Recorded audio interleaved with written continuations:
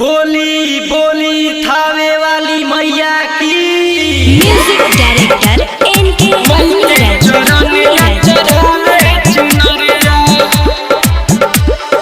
चलो ये ननदो कल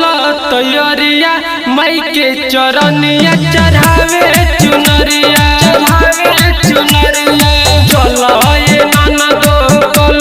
तैयारिया मई के चरनिया चढ़ावे चुनरिया ना कर बेर होई सुबेर हो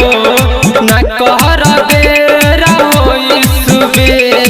मंदिर के खुल जाए केवरिया चलो ये ननदो कल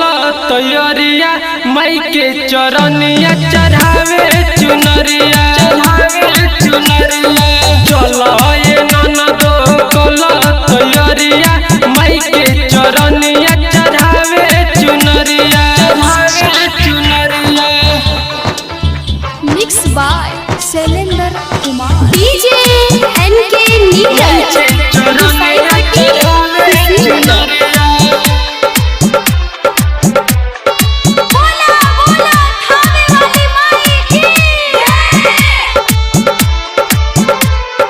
माटी के दियारी हिलौना बनाई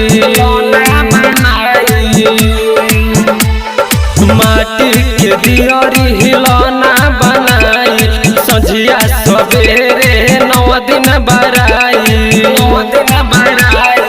फूल फूल डाली में लिह सजाई हो फूल फूल डलिया में लिह सजाई कमी ना होखे मई के दुआरिया चलो ये ननदो कल तैयारिया मई के चरनिया चढ़ावे चुनरिया चलो ये ननदो कल तैयारिया मई के चरनिया चढ़ावे चुनरिया Sabrang digital recording studio DJ NK Neeraj